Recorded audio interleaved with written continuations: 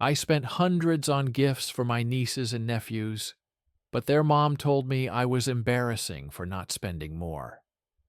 So, I made the decision to ruin their lives forever. They're now begging me to stop. Ever since I was little, my parents beat it into me that when I grew up, I needed to provide for them. And so, my dream of making more money was always accompanied by the thought of me showering my family with gifts and love. I studied hard in school. I paid over 50% of rent as a teenager. Yet, I never got as much as a genuine thank you from my parents. Deep down, I think I knew something was wrong, but I craved their approval so bad. I just pushed it to the back of my mind. Fast forward to now. I'm 28, and when last Thanksgiving came around, I was actually feeling really good. For the first time in a few years, I was able to purchase gifts for everyone. My parents, my sister Emma, her husband Joe, and their 3 kids. I even got extra of everything so the kids wouldn't fight over who gets what, plus some more in case anyone brought unexpected plus ones.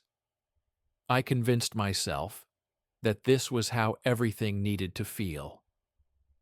But then came the bomb drop. I showed up at my parents' house with presents loaded in my car, and when I knocked, my mom answered the door.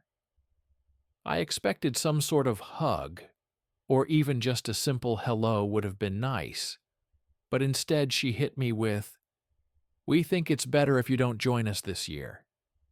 I swear I thought she was pranking me, and I even started to chuckle, but then Emma hollered from the living room, "This isn't a gathering for cheapskates. You've become a real drag lately." I just stood there dumbfounded.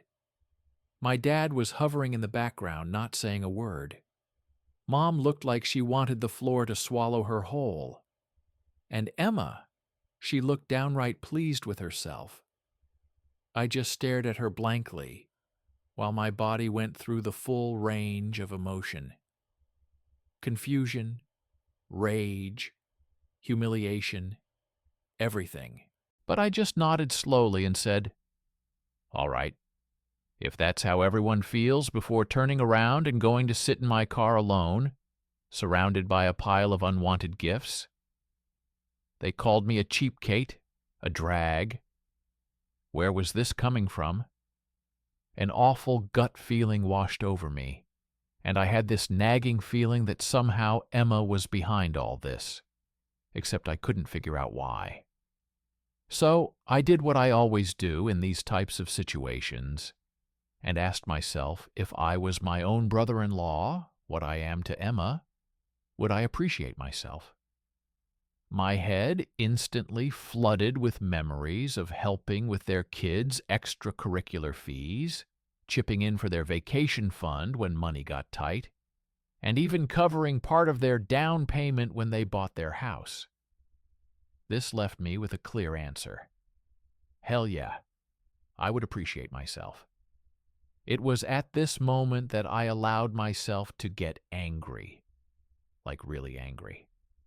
Enough to decide this wasn't ending here, and enough to march back up to their front door. They were still there, my parents whispering to each other like they were surprised I hadn't just driven away. And Emma sprawled on the sofa, scrolling through TikTok, with the volume on full blast. I walked straight in. "What's going on here? Why am I suddenly unwelcome?" Emma smirked, without even looking up from her phone. "You think we haven't noticed that you've been slacking lately? Even the kids know they've barely gotten anything from you in months. Honestly, I would have rathered that she slapped me in the face, rather than spew that bull crap." And I couldn't help but raise my voice. "Are you kidding me? I have hundreds of dollars worth of presents for your kids sitting in my car, right?" But she interrupted. "I don't want to hear it. A few years ago, when they were born, you did way more. It's honestly embarrassing." I turned to my parents expecting some kind of intervention or support. Instead, Mom gave me this awkward half smile and said, "She's got a point, honey. You just leased that new truck? You found money for that?" For a moment, I was speechless. "The truck is financed," I replied, forcing myself to calm down. "And even if I paid cash, how does that suddenly make me responsible for Emma's family? They're not even my child." "You make twice what Joe does," Emma interrupted again while lounging back like we were discussing the weather. "We're family. Family helps each other." I glanced at Joe, who was sitting silently in the corner. "So, let me get this straight," I said. "Because I've been generous in the past, I'm now obligated to keep giving forever. And if I don't, I'm a cheapskate." Emma shrugged. "If that's how you want to see it." Well, that was my breaking point. I took a step back and shook my head. "You know what? You're right. I don't belong here." I looked at my parents. "Enjoy your Thanksgiving." I walked out without waiting for a response. The drive home was tense, my knuckles white on the steering wheel. I almost wanted to believe I was the villain here. Like there was no way I'm just suddenly not welcome at Thanksgiving anymore. All because I haven't given enough. When I got home, I sat in my driveway for a long time, just staring at the gifts that I spent hours wrapping. Because those bags of gifts made me feel sick now. The more I thought about it, the clearer everything became. It had been building for years. Thanksgiving was just the breaking point. Emma had always leaned on me financially. When she and Joe first got married, they struggled with money. Joe bounced between jobs, and Emma's part-time work barely covered basics. I stepped in to help, thinking it would be temporary. A few hundred here, 1,000 there. But temporary turned into years. But I guess in a way it really was all my fault. I made it too easy for Emma to depend on me. And somewhere along the way I made a monster, and tonight was my wake-up call. I knew I had a decision to make. After some careful thinking, I realized there was only one solution. No more rescuing Emma and Joe.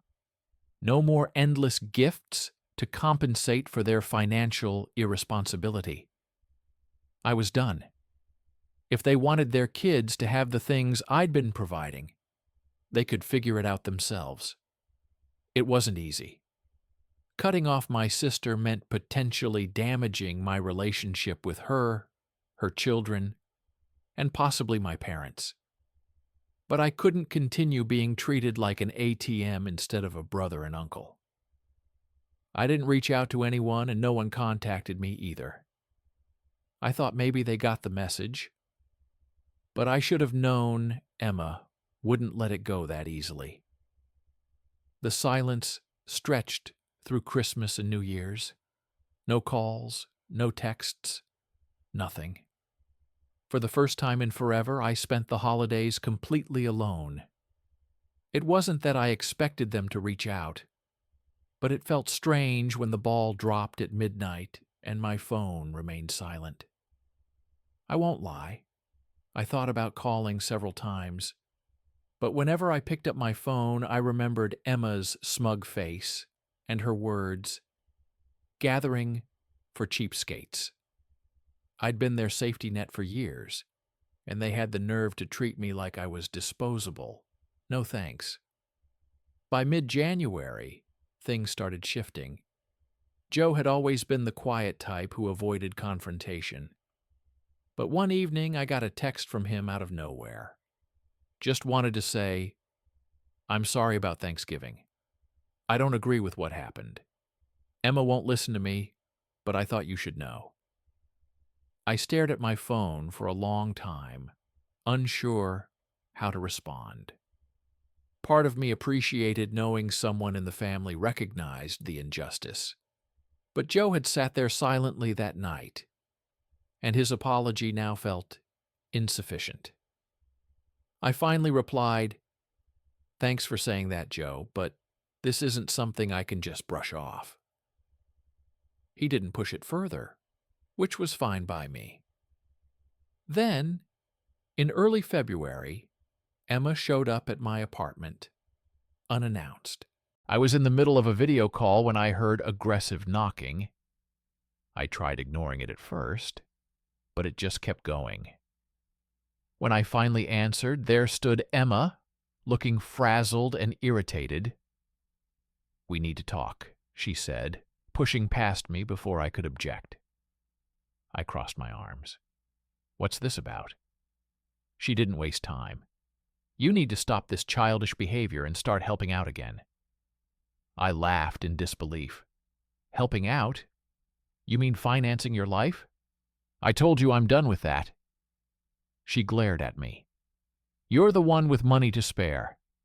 Do you know how hard it's been for us since you decided to throw this tantrum? The kids barely have what they need. Joe's struggling to keep everything together, but we can't manage without your help." I couldn't believe what I was hearing. Are you listening to yourself? You're a grown woman, Emma. You have a husband and children.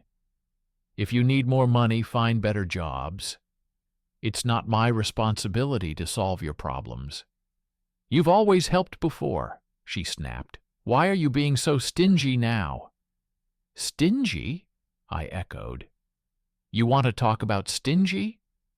Let's talk about how you lied to our parents about me, turned them against me, and then banned me from Thanksgiving because I supposedly wasn't generous enough with your kids, and now you're here asking for more. That takes some serious nerve. She started to interrupt, but I held up my hand. We're done here. I'm not giving you another penny, and I don't want to hear from you again until you learn how to act like an adult. She stood fuming for a moment before finally storming out. After Emma left, I thought that would be the end of it for a while. She'd sulk, maybe complain to our parents, but eventually realized I wasn't backing down. I was wrong. 2 days later, I got a call from an unknown number. I don't usually answer those, but something told me I should. "Hello, is this Alex?" a woman asked. "Yes, who's calling?" "This is Patricia Wilson. I'm an attorney. I represent a client who's raised concerns about certain financial matters involving your family. Do you have a moment to discuss this?" I froze. An attorney? What financial matters? "I can't go into specifics over the phone," she continued professionally. "But it involves financial contributions you've made to your sister Emma and her family, particularly the use of those contributions. Would you be willing to meet at my office?" My mind raced with possibilities. Had Emma taken out loans in my name? Was she using my information for something illegal? Or was this just another desperate attempt to guilt me into giving her money again? "Who's your client?" I asked cautiously. There was a brief pause. "I'm afraid I can't disclose that right now, but I assure you, you're not being sued. This is more of an informational meeting." Against my better judgment, I agreed to meet. Curiosity got the better of me, and I couldn't shake the feeling that there was more happening than just Emma being entitled. When I walked into Patricia Wilson's office the next day, she dropped a bombshell almost immediately. "My client is Joe," she said, sliding a folder across her desk. I blinked in surprise. "Joe? Why would he need a lawyer?" Patricia watched me carefully. "He believes Emma has been misusing the money you've given them over the years. He has evidence suggesting she's been hiding funds from both of you." My stomach dropped. "Hiding money? What do you mean?" She opened the folder, revealing bank statements, receipts, and screenshots of text messages. "Joe suspects Emma has been diverting your financial contributions into a separate account.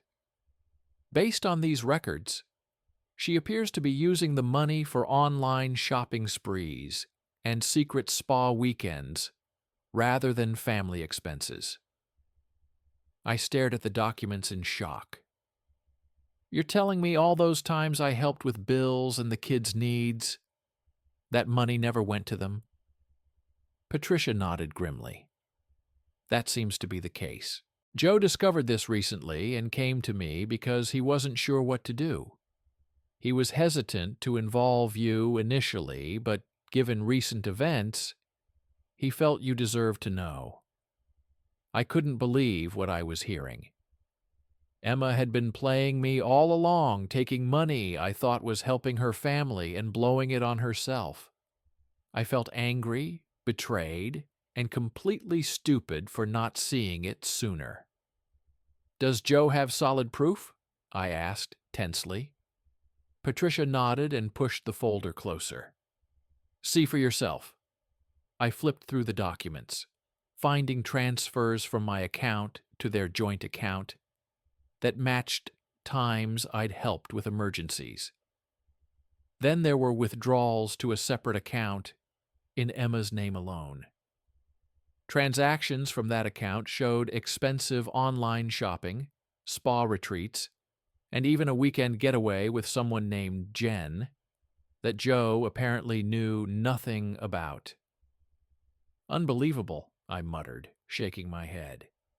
And Joe just found out he only discovered the separate account recently, Patricia explained.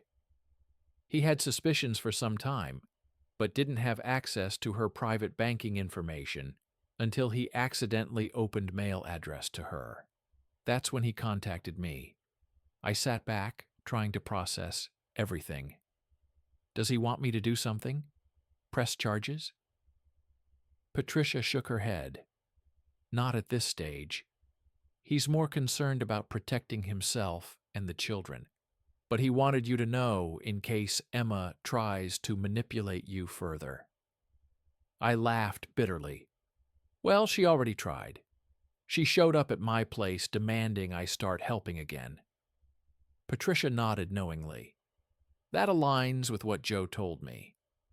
It seems Emma is feeling the pressure now that your financial support has stopped. She may be in deeper trouble than Joe realizes. I stared at the folder, my thoughts racing. Part of me wanted to confront Emma immediately, but another part knew that would only satisfy her need for attention. Instead, I asked, "What's Joe planning to do?" Patricia hesitated before answering. He's weighing his options. He wants to ensure he and the children are protected, both financially and otherwise. If Emma's behavior escalates, he may file for separation. That hit me harder than expected. Joe had always seemed like the quiet, loyal type who'd stick with Emma through anything. If even he was considering walking away, things must be worse than I imagined. I called Joe that night. Our conversation was awkward at first, but it quickly turned into something deeper. I should have said something that day at your parents', he admitted. I've never been good at standing up to Emma, but that's no excuse. Why now? I asked. Why come forward about the money after all this time? There was a long pause before he answered. The kids deserve better than this. I deserve better. And honestly, so do you. After everything you've done for us, whatever you decide to do next, you have my support. I told him.